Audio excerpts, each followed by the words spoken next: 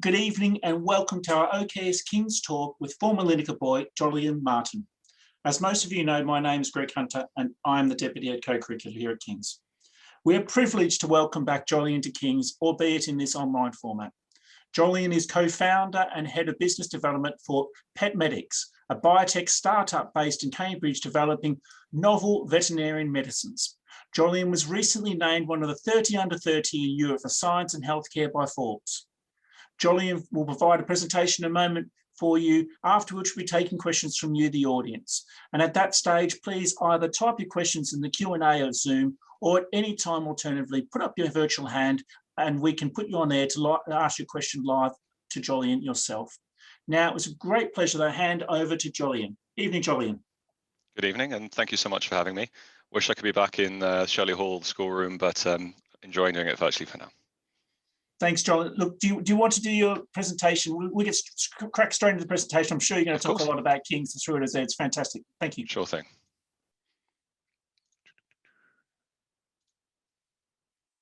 Everything come through all right? Yeah, great. Good evening, everybody. My name is Jolyon Martin, and I was an OKS, well, initially at Junior King's way back when, but I was at Lineker from 2005 to 2010. And my talk is broadly titled Lessons Learned from Founding a Biotech Startup. What I'd like to talk to you about this evening is four things. The first is survivorship bias. If you've not heard about it before, I will go on to explain what it is.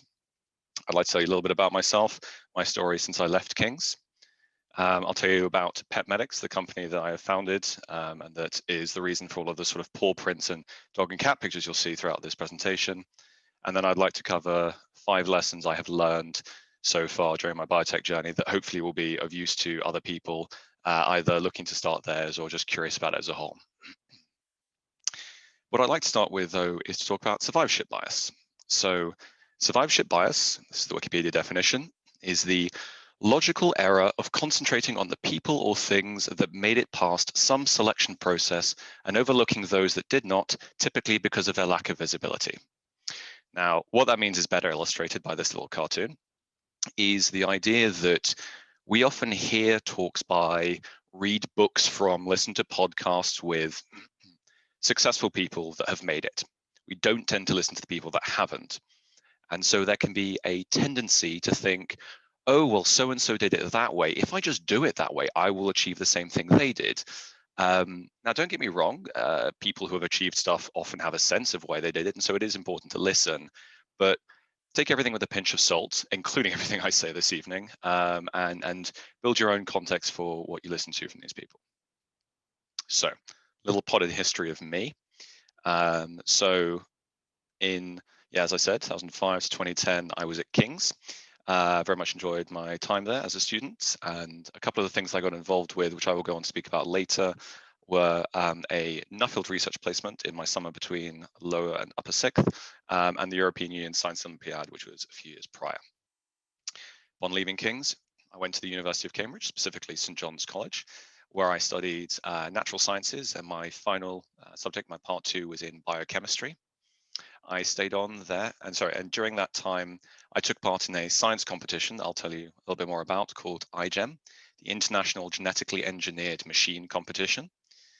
After that, I took on my PhD, which was, so this acronym is BBSRC. It's one of the research councils. It's a government agency that funds science effectively, and it's their doctoral training partnership. So it's a 4-year program, the first part of which was a year of getting used to laboratory science, a few lab placements and some courses, and then the final 3 years was a PhD.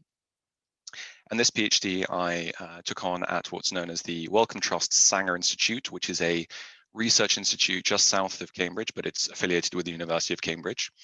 The Sanger is one of the premier genomics institutes in the world, and actually for the Human Genome Project, which was the sequencing of our DNA, they conducted 1/3 of the entire thing at that site. It was a global consortium, but they had a huge impact on it. During that time, I got involved with a startup called Simprints, just prior to that. Sorry, I forgot to click. And then, yes, during my time, I also did an internship with a company called Horizon out in Boston, and I had a fantastic time, and we'll tell you a little bit more about that. Afterwards is what I have in very much inverted commas dubbed the real world, which is the startup life I've been enjoying since completing my PhD. PetMedix is spun out of the work that I have done. And we were initially still incubated in the lab of my co-founder and PhD supervisor, Professor Allan Bradely. And then we moved not once, but twice, the second time in the middle of COVID, which was its own special thing. But we're now very happily based on one of the research parks south of Cambridge. So what is this PetMedix thing I'm describing? Just before I move on, what you can see there on the left, that Y shape is what is known as is a model of an antibody, and I'll be talking about those in a second. So, PetMedix.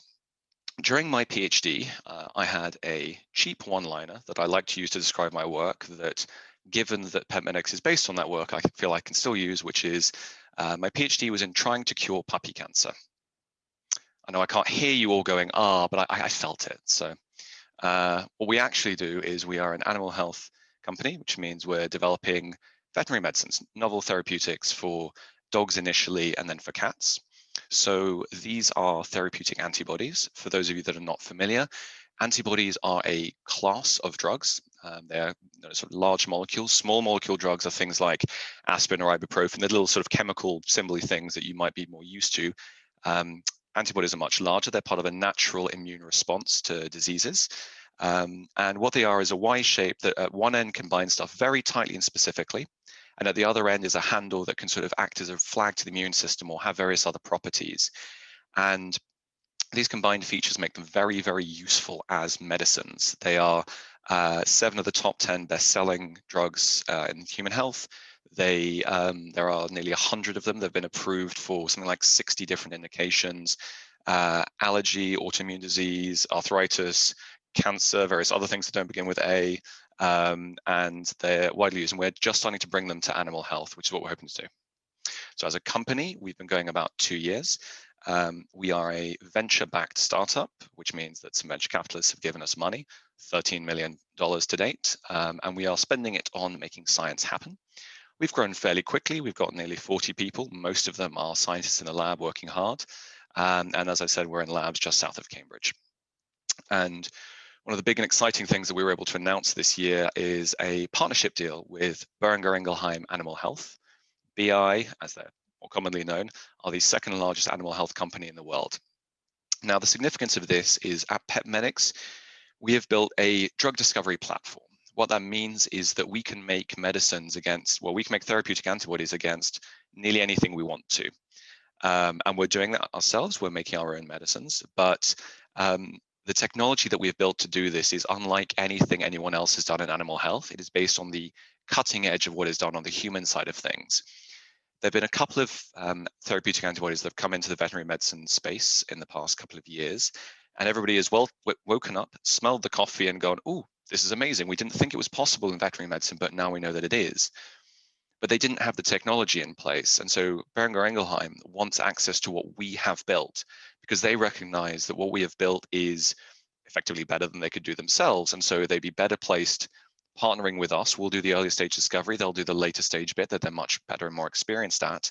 And this will ultimately help us bring these therapeutics to market. So it's a bit of a whistle-stop tour of PetMedix. I won't be mentioning it much more today, but if you have any further questions, do feel free to reach out to me and I'd be more than happy to chat to you about it. So onto the meat and potatoes of the talk. What have I learned on this 2-year whirlwind journey through bioscience? However much you plan, and I do feel it is important to plan, but that's who I am as a person, things are going to end up changing. I'm going to illustrate this with a story of how I actually ended up being part of PetMedix because it was by no means what I was intending on doing. So in my first year, I had a supervisor, which is kind of like a small group teacher, that happened to be in the lab of somebody that was running the university iGEM team. They thought that, I might be well cut out for it. And so they said, why don't you apply? Why don't you try and take part in it? It's a team-based science competition. I was like, you know what? Yeah, sure. I'll apply for that. Got a team together. We applied and we became the Cambridge team. Off the back of the science that we did within that competition, we worked with these things called riboswitches, which is a way that some small species, particularly bacteria, can use to sense changes in their environment. And I had an idea that we could take what they've done naturally in bacteria and we could apply it to something else. So I went to one of the supervisors of the project and I was like, I've got this idea, you know, can I work with you? They said, sure, we don't have our own funding, but if you apply for this funding, then you can come and work in my lab. It's not related to my field, but I think it's a cool project, so you should take part in that. So I applied and was immediately rejected without an interview. It was kind of my only funding option. So I was like, well, I had a backup plan, which was to not do the PhD, but I thought, you know what, at this point, all I can do is learn. So I sent an email back saying, fair enough, understood. Could I have some feedback? I'd like to learn what to do better next time. They just invited me to interview instead, without explaining why I'd been rejected. So I go to the interview and I was rejected. They clearly didn't think very much of me. But they said, you know, do you want to be put on the waiting list? So I thought, you know what, again, no harm, why not? They reopened applications. I am there, sat on their waiting list, and they go, surely we can do better than this. They reopened applications, unfortunately weren't able to find anybody of any quality, so they eventually accepted me onto the program. I do the first year of this program, I'm having a good time. And I'm in discussions with the person that's supposed to be my PhD supervisor about plans for next year. They've been dodging me a bit. I eventually get a meeting with them. And at that point, they explained that they no longer want to have me as their student and that they were, going to go in a different direction. So I found myself 2 days before I had to commit to whatever my PhD project was, needing a completely new plan. I'd been working on this idea for more than a year and I was really excited to do it. Thankfully, the program I was part of sent us this huge spreadsheet of different options. And I found 3 that I liked. One had already been given somebody else. One, the supervisor was moving away anyway. The third one, I met him in the offices of his most recent spin out company. And he said that, you know, if this works out, we'll start a company. How do you feel? And that's how I ended up in Alan's lab. So the reason I wanted to bring this illustration is, as you can see, I've color coded on the right, that, yeah, there were parts within this, the bits I've colored blue, where I feel I can take some credit. I took the initiative, I went for something, but there are a couple that were just blind luck. If I'd been supervised by somebody else, I might never have heard of iGEM. If they'd found quality students, I might never have been asked back onto that program. But, you know, those things went that way. And also, rejection is going to happen at some point. Maybe you're super successful and it's not for a long time or not at all, but it can be a blessing. I ended up in a much better funded lab working on a much cooler project that ended up being much more successful than I think my original one ever could have been. So yeah, just roll with the punches, try and plan as best you can, but appreciate that at some level we're just bobbing along in the stream, and so make do what you can. My second lesson is kind of linked to that, which is keep your eyes open for opportunities and seize them when you can. So I'm going to illustrate this one with 2 stories. The first is how I got involved with this startup that I mentioned, Simprints. And then the second one is how I ended up on that internship in Boston that I, again, briefly mentioned. So Simprints is a company that's doing spectacularly well these days, that was developing a low-cost, rugged fingerprint scanner that links via Bluetooth to mobile devices to help do ID in parts of the world where they don't necessarily have computer infrastructure, or might not all have ID cards or something like that. Their initial application was medical. So it was founded. Well, the founding CEO is a guy called Toby Norman. I was round at my friend's house for dinner. He was Toby's flatmate. Toby comes in and asks my friend, "Oh, I've got these 2 elevator pitches, these 2 short descriptions of what my company does. Can you let me know whether you like A or B?" My friend was busy. I happened to be in the room and I said, "Well, can I have a look?" And Toby, who is a very polite man, went, "Sure, why not? Because the worst you can do is wait till I leave and ignore whatever I said." I read the 2 pitches. I go, can I write you option C? And again, he's like, "I have nothing to lose here, so sure, write me option C." I wrote him option C. He thought, that's not half bad, kid, and asked if I wanted to get involved with Simprints. And so just because it happened to be that specific night, that he asked for feedback, or it might have been some other thing at some other time, and it would never have happened. So I got involved with Simprints. It was a studenty thing. It was around our degrees. We'd meet up on weekends and deal with it. And then over the course of the year, the end of it, they eventually won a $250,000 grant from a combination of USAID and the Gates Foundation. And at that point, they went full-time. They were all at the end of their degrees. I was just at the start of my PhD.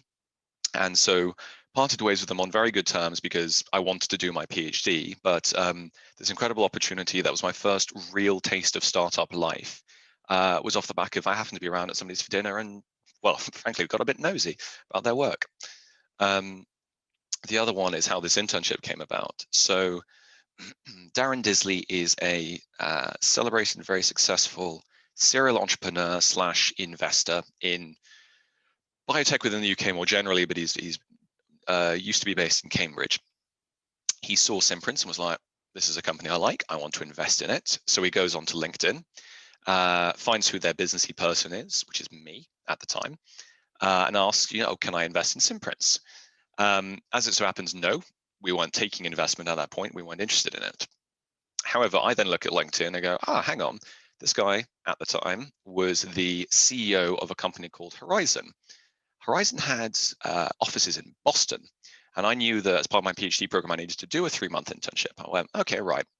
Darren, can I have an internship at Horizon, please? And he went, yeah, sure, absolutely. So off the back of somebody contacting me for one thing, I asked, and again, what the worst they could have done was say no, but it led to this great exposure of what a larger biotech company was like, what business in the US is like compared to the UK, and all these other wonderful, and frankly, I had a really enjoyable time there. So, it's keep your eyes open for opportunities. Right. Hone skills when it doesn't matter. Now, work hard and get the best grades you reasonably can, for those of you still in studies or about to go into uni or things like that. That is an absolute given and applies to everybody regardless of what your subject or intended career is. But once you get beyond the specific knowledge of your field, pretty much every career requires you to have skills that go beyond that, often termed soft skills. This can cover everything from how you interact with colleagues or external parties through to your ability to recover from setbacks. People have varying levels of them, but fundamentally, they get better through practice. So my third lesson is to hone these skills early, ideally doing something you enjoy, and where there are no real consequences of failure. So I'm going to talk through 3 skills that have been very important to me in my job, but slightly lower key ways in which I got to practice them. So apologies to any of the OKS that are on this call or are going to watch this call that I didn't ask if I could show these photos, but I took part in a fair bunch of drama and also debating at King's. And I feel that has very much helped me in what I do now. It helped hone my public speaking and my confidence, my ability to respond to questions under pressure. It's made me better at presenting to large audiences, which hopefully you currently agree with, and holding my own in meetings with high status individuals. And this is all off of things that I was doing ostensibly for fun, but has helped, shape what I'm doing today. Then in terms of translational science, for those that don't know what translational science means, it is applying science to commercial applications, to real world things beyond just basic research, as it were. So on the left here, we have the King's team for the European Union Science Olympiad in 2009. You may recognize the 2 people on my right, fellow OKS Ben Langridge and Nathan Hudson-Peacock, who gave an excellent OKS talk on expedition medicine last year. If you've not seen it, I recommend watching the YouTube video of it. Being fully honest, we put a team together for this competition because if we did well enough in the UK rounds, we got to go to Spain. That was it. That was our motivation. Sure, we'd have to do some science along the way to make that happen, but that was a price we were willing to pay. Similarly, on the right is the Cambridge iGEM 2012 team. This project was just a fun way for a bunch of nerds to spend a summer, but it ultimately meant we got to travel to Amsterdam for the European rounds, and then because we did well in that, we ended up going to Boston for the international rounds. So my motivation for taking part in each of these wasn't particularly career focused or anything like that. I just wanted to have some fun doing what I enjoyed and to potentially travel off the back of it. but they helped to lay the foundation for me that scientists can do more than just be an academic or work for a pharmaceutical company. And ultimately, as I've already said, the iGEM thing has sort of led me to exactly where I am today. The final example within this is that my main sport/extracurricular activity when I was at university was I was a ballroom dancer.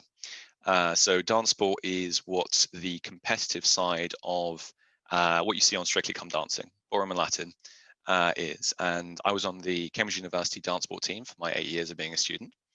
I was the captain of it in my 4th or 5th year, 2014. And at the time, the Cambridge University dance sport team had more than 100 people across all its teams. So these people were Cambridge students and therefore thought they knew better than me, were dancers and therefore were prone to being highly dramatic individuals.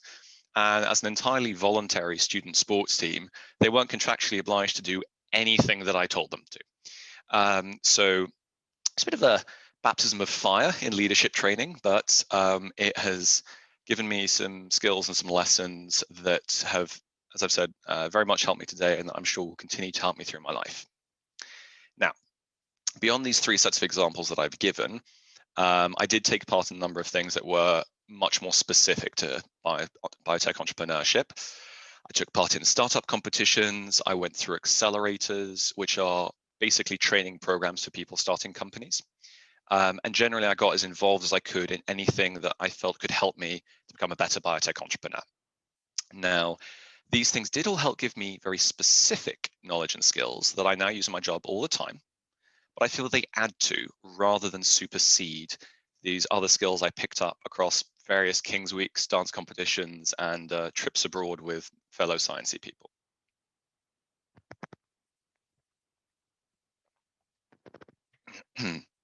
So I've already touched on the feedback side of ask for feedback advice part of my 4th lesson with the story of how I got into my PhD program. If I just taken that first rejection as oh, that's a shame, move on, it wouldn't have started that whole chain of events that led to me having my PhD and therefore being part of PetMedix. The other part is don't be afraid to ask for guidance and input from people that are further ahead in their lives than you in their careers in whatever trajectory it is. This can start with asking a teacher you like for some help with uni applications or interviews. I did a lot of that when I was at King's. I got a lot of very helpful input, but it carries right on through and is still something I do day to day. Find someone that has done what you'd like to and then politely ask them for a small amount of their time. The worst that can happen is they say no. But most people both naturally want to help and fundamentally like talking about themselves. Hence, I'm here this evening. If you're lucky, that relationship can grow into the point of them being a mentor of yours. So someone you can turn to for advice, but who is still largely separate from your life, i.e. not a boss or family member, and they can be quite transformative in you as things go along. So here are 4 that I'd like to illustrate, and far left will be known to many, if not all of you. So as a young person in a field surrounded by much older, more experienced people, I've had plenty of doubts about my own ability to do things, about how things are going to go. And it can be reassuring at times to have people that you can ask the silly questions to and that support you and the courage of your convictions. So as I said, here are 4 people that have been quite formative in my experience. I've got to start with my tutor, who I saw from the participants is listening. So hi, Mr. Lyons. He put a lot of time and effort into me in my time at King's, and I feel can take a lot of responsibility for the positive changes in who I was as a person between Shell and 6A. Then next in on the left is Hannah-D Jabadoo, who ran the accelerator at the Cambridge Business School. So she taught me a lot of the basics of startups, pitching, company creation, and sort of being a young founder in a very generalist sense. Then there's Darren Disley, who I've already mentioned, who helped hone the biotech and investor-facing sort of fundraising side of things. And then finally on the far right is Fabian Kausch, who is the chairman of the board of PetMedix. So he brings to it decades of senior leadership at the top of the largest animal health companies in the world. And so he has helped shape my very industry-specific knowledge, learning how to structure that deal with BI, for example, and generally shaped me as in my job today. So each of these people at various times helped hone what I was and what I needed to be, and they've all contributed to who I am now. And it's nice to know that I can reach out to at least 2 of these, if not possibly all of them, as things progress in what I'm doing. This is the most important lesson. If you have slept through the rest of it, if you've only just tuned in, this is the only lesson that matters as far as I'm concerned. Whatever career path you choose, there will be tough times and tasks you don't want to do. But if you fundamentally enjoy what you're working on, then it will help get you through it all. This advice is especially true of startups. All that risk, all that pressure, all those people saying this will never work, the tiny, tiny chance of you proving them wrong.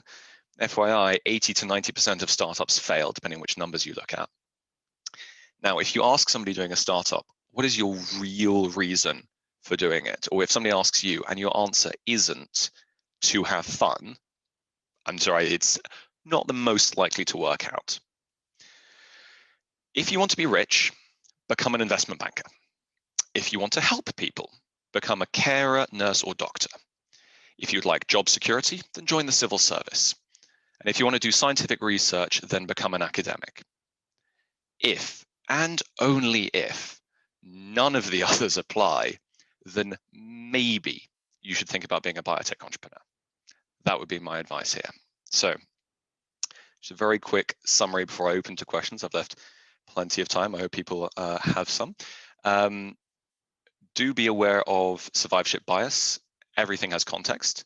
Everything I've sent to you today, there is context. I have had, the benefits of a King's School education, and so that got to expose me to all sorts of things that those that might not have done had, and it has set me in a very good path, and I'm very grateful for it.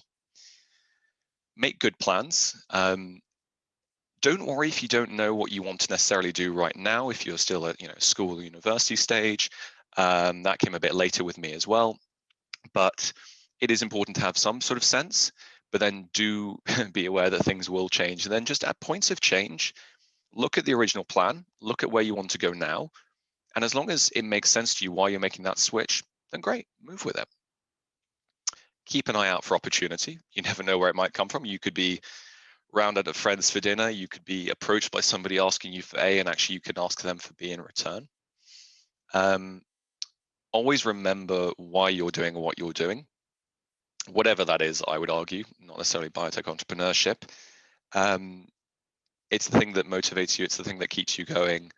And it's the thing that you should hopefully be able to continually have. So for me, it's having a good time, doing something that I enjoy, but that I also know, can benefit. I mean, look at those blue eyes. Who could say no to helping somebody, something like that? Ask for help. This is in the broadest possible sense. This is help with your uni applications. This is help with mental health stuff. If you struggle with that, that is something that a lot of people in the world and the country struggle with, and it's something that in the past I've asked for help for as well. So definitely do keep your mind open for that. But also in your career, asking for mentors and advice along that side. And then finally, have fun and the very best of luck to you. So these are my contact details. I'm more than happy for them also to be shared after this talk. If you have any questions or want to know anything more about Cambridge biotech startup stuff or things like that, and it doesn't occur to you now to ask them immediately, then feel free to reach out to me. Thank you very much. Thank you so much, Jolyon, for that very informative talk, and your brutal honesty was really appreciated there. It definitely definitely a lot to learn for all of us, actually. And please, now's a good time to type your questions in or put your virtual hand up if you want to ask a question directly of Jolyon. Can I just start by asking, sort of, how do you think you would have developed a lot at King's and changed a lot through King's? What do you think your most significant changes in yourself to be able to get to where you have been happened after King's? Oh, my most significant changes after King's. I think one would be learning what's out there. So when I got to King's, I thought that when I got to university, I thought that the career options available to me were work in the city, which as far as I was concerned just meant bankers and lawyers, become an academic, or work for a pharmaceutical company, bearing in mind I'd gone in to read science at university. I then sometime around second or third year heard about this thing called management consultancy that everyone seems to be getting really excited about being part of. But it wasn't until all these arguably serendipitous events that I described in my talk that I heard about what being a startup, being part of a startup could be like, and how applied science can be done from a business standpoint. So that was fantastic. Actually, they're in the other room. I forgot to bring them through with me. I've got the Young Enterprise Lineker socks, and I think that's a great scheme. I think it's a great way to get people exposed to this. I've come back to give talks at sort of the Careers Day thing, and fifth form students have been telling me about the companies they've started, and I am so impressed. I had no idea what I was doing at that stage. So I think there's a great spirit of that at King's and also elsewhere. And so, yeah, I think one of the things I learned is there's a big wide world out there, and find what makes you happy and go for it. And just before we start going to the questions, thank you, they're starting to really come through. Tell me more about PetMedix. How did you get to deciding? How did that all start up? What was the seed there, and when did that happen?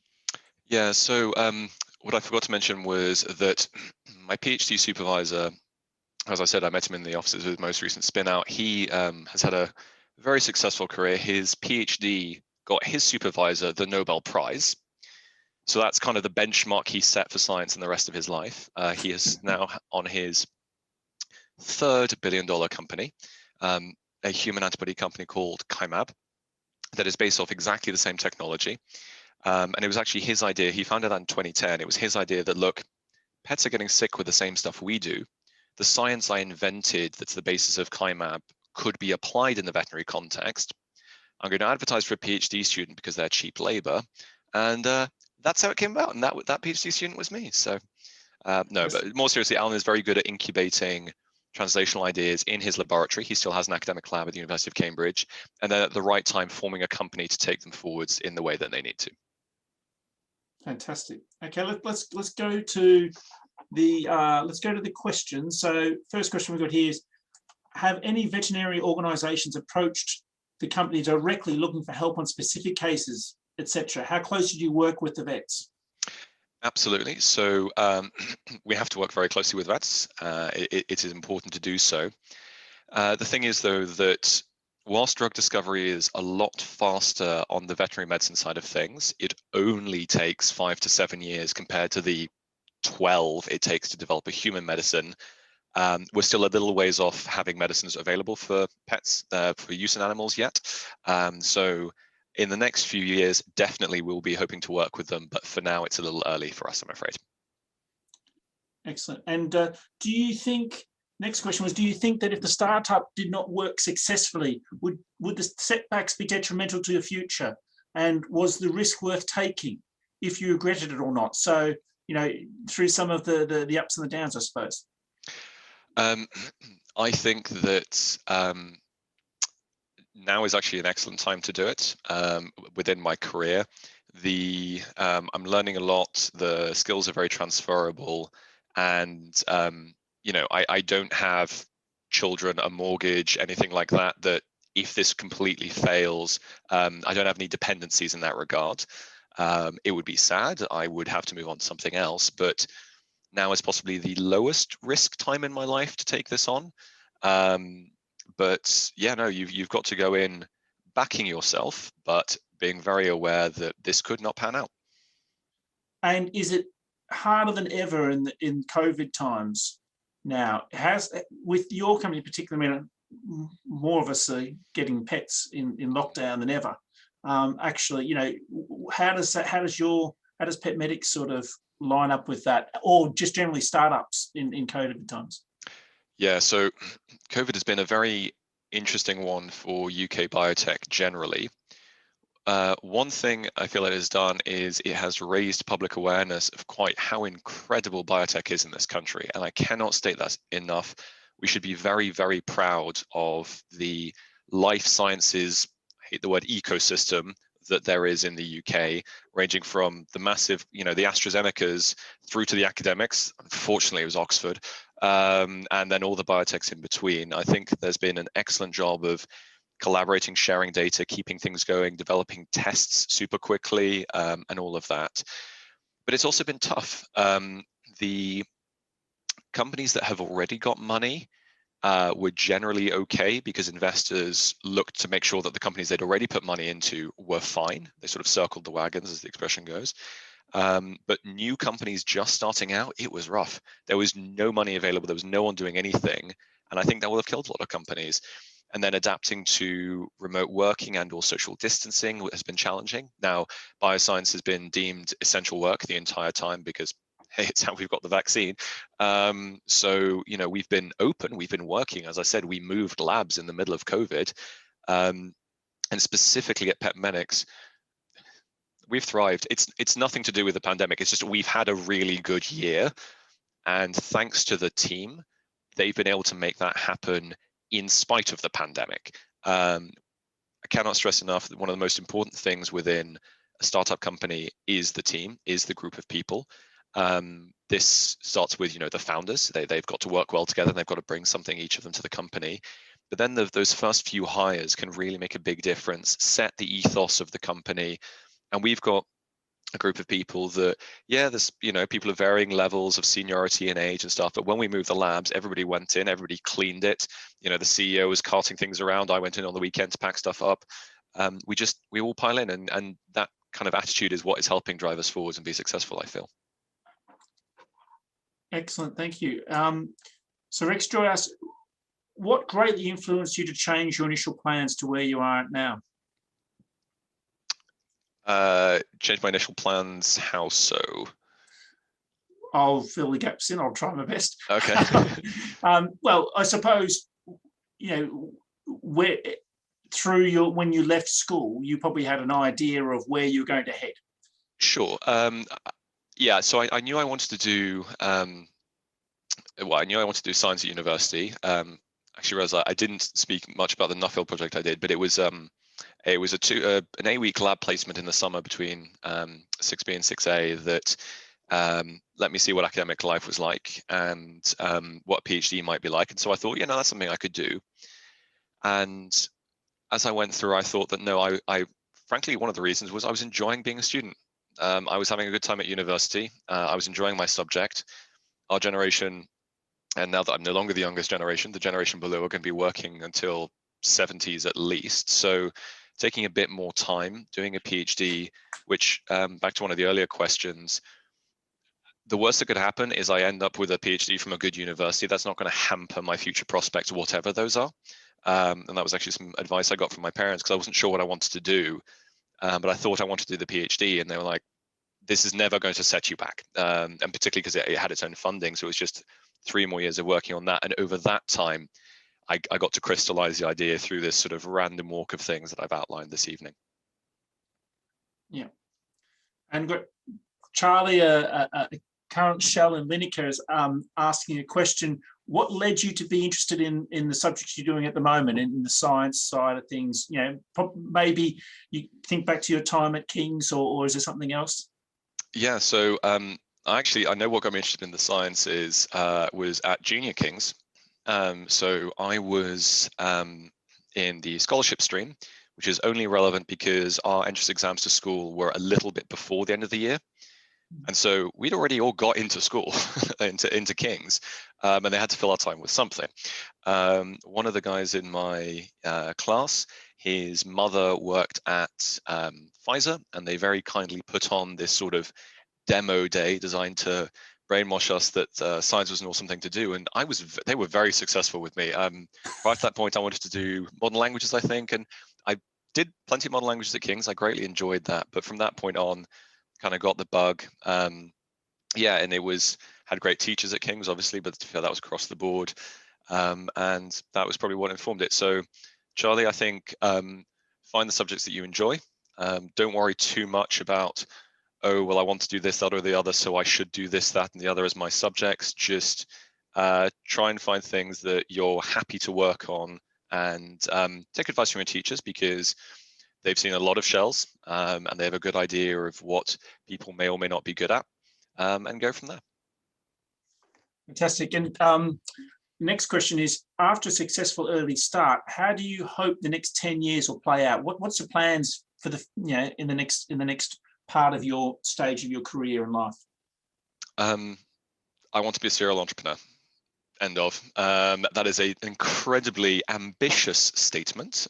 Some might say foolhardy. I love what I'm doing. I really do. I like building, being part of the process of building companies. And I've got a lot of people I can look to who have done it and are doing it. My third co-founder and our founding CEO, Tom Weaver, for example, he is now on his fourth or fifth company. Alan is also on his fourth or fifth company. And just seeing how much fun they have and hearing about their processes and how each company is a bit different in its own way. And that early stage where it's, back of the napkin ideas through to hiring people.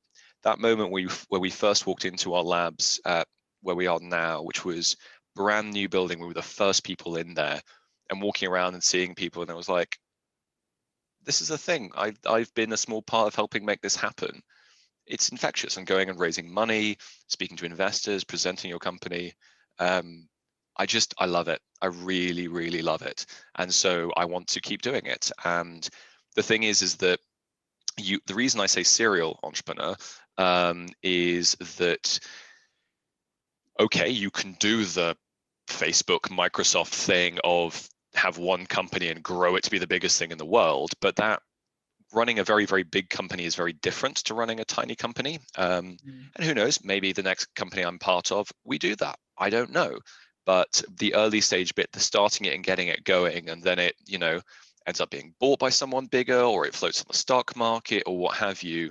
That's a particularly fun start at the beginning that I think I'm going to really enjoy doing. Plus, with PetMedix, I'm one of the founders, but I have aspirations one day to maybe be a CEO of a company, for example. And so, starting it through that. Is there, you mentioned earlier in your talk that, you don't have the dependence, the risk is only on yourself to a certain extent. Is there going to be a point where you think the risk will outweigh the reward? Does that make sense? Potentially. That's always the case. However, fingers crossed, PetMedix is going very well. Let's put it this way. Alan hasn't had to work for a salary since 2000. Now, I'm not assuming in any way that that would pan out like that for me. But my hope is that with each thing I'm doing, I can be in a position where I can choose to do what I would like, which is a very privileged position to be in, and I'm not assuming it will happen. But one thing I'd like to put as a bit of context to some of my answers, because I appreciate that they may sound fundamentally very cocky, is that you have to have a certain sense of unerring and arguably misplaced self-belief to do this sort of thing, because you are surrounded by people explaining in very great detail why what you're saying will not work. And so, yeah, it's a level of back yourself, but plan for contingencies, because, as I've already shown, I've had a bunch of setbacks within this. PetMedix has had a bunch of setbacks within this. Who knows where it ends up? But I have this goal, I have this plan, and we'll see what happens. Must be an incredible amount of self-belief. Do you ever doubt yourself? All the time. All the time. It is that the winner 6 times out of 10 is my self-confidence, but that's a continual round by round by round by round thing. This is one of the reasons why that little thing of if you want to be rich, be a banker and all of that is because I've had a lot of fun, but it's also really tough. It can be lonely, it can be isolating, it can be unnerving, and you just have to try and remember your fundamentals of why you're doing it. Why, okay, yes, they said that this wouldn't work, but here are my reasons for thinking that it would. Do I still believe them? Yes. Okay, well, you got to take the plunge and just back yourself at the end of the day. And before we jump back to the questions, I'm enjoying this now. I was always enjoying it, but before, okay, so you make it big. You already made it big, but you make it even bigger in the next few years, and you get to that stage that you just said then, in terms of complete and utter choice, right? Yep. How do you give back? You see all the mega entrepreneurs, the Bill Gates, etc., that have got the philanthropic sort of giving sort of thing. How would you want to give back if and when you could? So the life sciences, or the startup community around Cambridge is the most successful one outside of the US. It's arguably third or fourth. Well, the golden triangle of Oxford, Cambridge, London. is one of the most successful in the world. And part of it, particularly within the Cambridge ecosystem, is this concept of pay it forward. The people that have helped me, the faces I put on that slide, for their part, have already made it, have their nice cars and nice houses and things. It's not like I'm ever going to pay them back for the time that they invested in me, the confidence they invested in me. But what I can do is pay it forwards. I am already starting to work with people that are slightly further back on the journey than I am now. And I hope to help them at least a small amount, as much as others have helped me in my journey.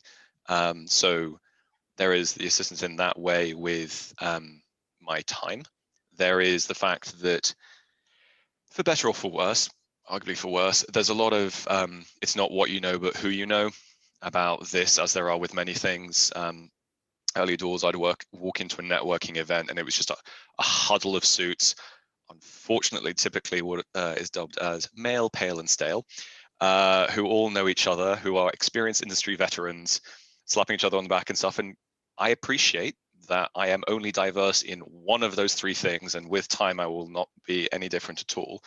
And so it can be intimidating. And I've got other friends that are young founders, that are young female founders or founders of color or both. And it's tough, but what we do is we're trying to band together and trying to help each other out, amplify each other's voices, make introductions where possible, and just help, feed it through.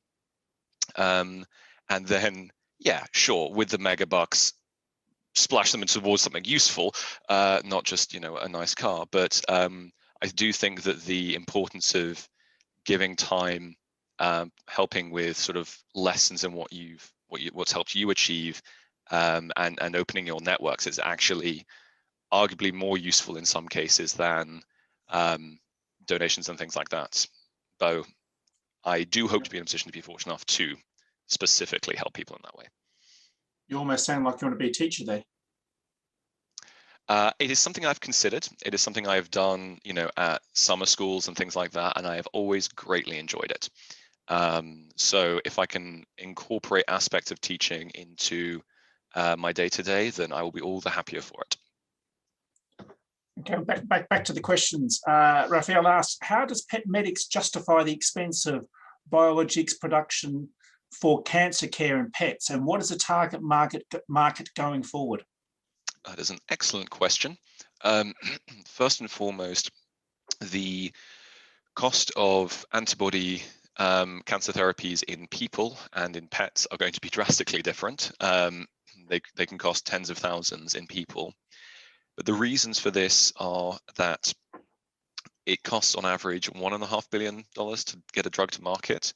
I'm not saying anything about whether the system is right or is wrong. I'm just saying what the system is currently. And so drug manufacturers look to recoup that expenditure. And so they charge effectively what they can. Mm-hmm. On the veterinary medicine side of things, pet owners are much more what is known as price sensitive, i.e. they can't afford as much. You love your dog, but you don't necessarily, or you can't love your dog to the tune of 50,000 for treatment or what have you. Mm-hmm. But that's the real breakthrough. That's the reason antibodies haven't happened in the pet space, is people thought they'd be too expensive. But the first one that's come to market, Cytopoint, which is for itchy skin, it's less than 100 quid a month for a chronic therapy. And we've run our numbers and we could be very profitable at that level. Exactly how we price each and every therapy is to be determined as we go through. We're looking to develop at least 6 different medicines, and they do have their own little market forces that influence them. But it is much more important to us that we have therapies that are widely available to all than that we come up with some boutique thing that just a tiny handful can benefit from, because otherwise, what's the point? We're not really helping anybody there, in our opinion. Do you, another person asked, almost a philosophical question here, do you think grades previously were an accurate estimation of a person's potential, at least in terms of intelligence? That sounds like somebody that's had to go through, and I cannot imagine what going through education at school or university level in the times of lockdown must have been like. I don't know. I think that, as I said before, get the best grades you're able to, simply because so many people use them as a blind yardstick. That's how the world is set up. So if you can get decent grades, it will help you. And so, do what you can in that regard. Just make your life as easy as possible. Yeah, it's annoying to do the revision or whatever now, but do what you can. Beyond that, well, I'm going to turn it back to this young philosopher, is what do you mean by intelligence? What are you looking to measure here? Is it how well you can learn certain things? I mean, doctors, for example, are incredible at memorizing all of the anatomical stuff, all the disease states, being able to see a few different indications and go, right, this and this means that this person must have that, and therefore these are the drugs we should treat them with. That is an incredibly impressive thing to do. But there are other forms of intelligence that are equally valid and important. Emotional intelligence is oft overlooked, and I'm not sure of any mainstay exams for that. So get as good grades as you can. I'm assuming this is a King student. You're at a good school, benefit from that. It does set you up well. And then beyond that, it really depends on what you mean by measuring intelligence. Thank you. Yeah, good answer. We've only got time for a couple more questions. Second last, if someone has an idea for a biotech startup, or any startup for that matter, what do you think is the first and most important thing they should do? Speak to people that have knowledge of the area, the field, the whatever, and ask their advice. Stress test your idea as much as possible. And again, ideally in situations that don't matter. So you will, if it works out, eventually find yourself stood in front of investors who will ask you things that you hopefully have already thought of. And the way you find out these things are, you go to someone that's done it before and they'll go, but have you thought about this, this, and this? And you go, no, I hadn't, but thank you, let me write that down. You go and look that up. And then that means that you get to, when you go to the investor, they go, have you thought of this? You go, as it so happens, I have. And you look more polished, and it's all part of it, because at the end of the day, early stage stuff, they're investing in people and an idea-ish. So that you're passionate, that you have an understanding, all matters. So yeah, try and speak to people that have done it before and see what they think, and try and work out what they think are the problems with it and see how best you can address it. Because you won't necessarily have all the answers immediately. That comes with time. We still don't have all the answers for PetMedix, and we've raised $13 million. But yeah, that would be my advice. Thank you. It's very sound. And I'm going to ask the last question here before we wrap this up. I think one of the most important things you talked about was having fun. When did you learn, at what age, and what led you to realize that having fun was the most important thing for success? Well, specifically to this work context, it was actually quite a lot later. So the very early doors in the PetMedix situation, actually at my mother's suggestion, I don't know if she's watching, so thanks, Mum, went and had a coffee with a family friend who pretty much came from nothing, built his own ad agency from the ground up, and ended up very successful as a result. And it was, it was a great story. And we had this coffee, and I was kind of asking him questions. He was asking me questions. One of the questions he asked me, because I am the age of the kids of my co-founders, if that isn't already clear, is why are they doing it? And I sort of blustered, and I gave this answer and that answer, and he was like, yeah, cool. Why are they actually doing it? And I remember hearing Tom and Alan saying that the reason they do it is to have fun. And I went, well, what they say, and I thought this was the wrong answer at the time, what they say is to have fun. And they went, oh, okay, you'll be fine then. And it was at that point that it first sort of clicked, is that I was doing these things because I enjoyed them, but I didn't realize how integral that was. I had fun in the years during which I did my PhD. I did not have fun in my PhD. I spent almost all of my PhD planning what I would do when I quit. Not if, when I quit. A PhD is an interesting beast. And if anybody wants to know what that's like, again, I'm happy to chat to people about it. Wet lab science isn't for me. I'd like to think I'm a fairly good scientist. I use my scientific knowledge all the time. I read papers, I do all of that. The actual in the lab, the pipetting of stuff, I didn't have the attention to detail. I cut a few corners, which really doesn't work in wet lab science. And I had other priorities and it wasn't enjoyable. And so, yeah, had I stuck around, had I stayed doing wet lab science, it would have driven me around the bend. Whereas what I'm doing now, yes, there's stress, there's fear, there's concerns and stuff, but for the most part, I really enjoy it. So it has come true in that regard. Jolyon, thank you so much for your time tonight. It's been an absolute pleasure having you back at King's, almost in this virtual world, obviously. Thank you for your honesty and everything you provided there. Yeah, and actually really highlighting the importance of the journey and enjoying the journey, and rather than always looking to what that next one is. And you touched it on in that last answer there, just in terms of actually enjoying what you're doing rather than always looking to what's going to happen when I can eventually get out of that aspect and get to the next rung on the ladder or whatever it might be. So it's been hugely beneficial for everybody here. So on behalf of everybody watching, thank you so much for your talk.